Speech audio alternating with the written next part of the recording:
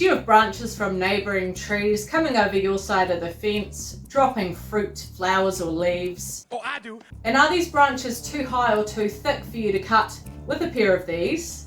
Oh, I know, me! I'm going to show you a tool,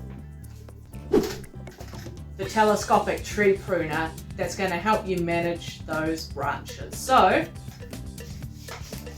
let's go.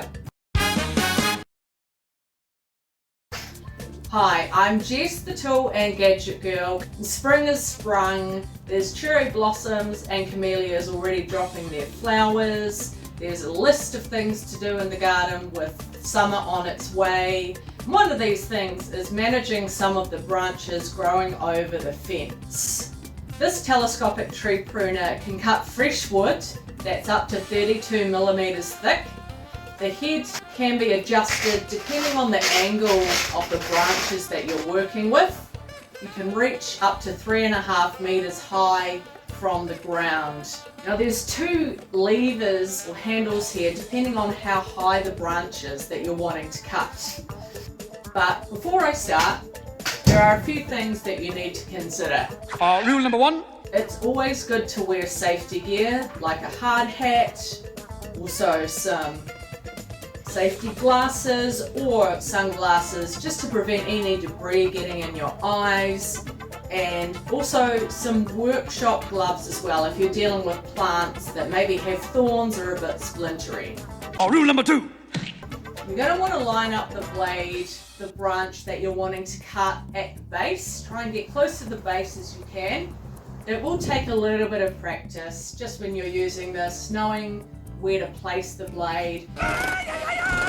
Use this orange plastic bit as a guide. Rule number three. Pull the lever, timber, and done. Absolutely marvellous. If you're dealing with branches that are a bit higher up, you're going to want to use the handle that's right at the bottom here. And with this one, you just pull it out and the string controls the blade at the top.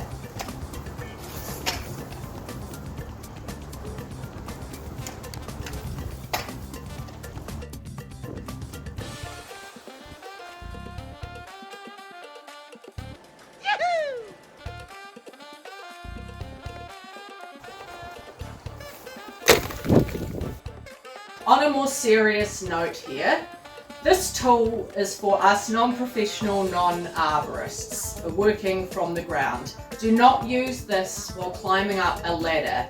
It's very disorientating to look up into the trees, and you can't keep the 3 points of contact rule.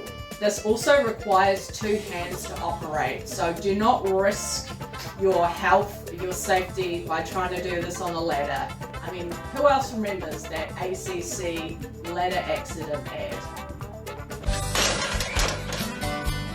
The job's worth doing. It's worth doing right. That's why I use new Solar Shield. Flows on like a dream.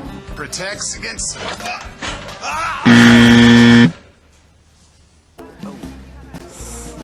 So leave the big branches or the ones that are up too high for the professionals. In terms of tool care, this one is very easy to maintain. Once you've used it, just get a cloth with a little bit of dishwash liquid.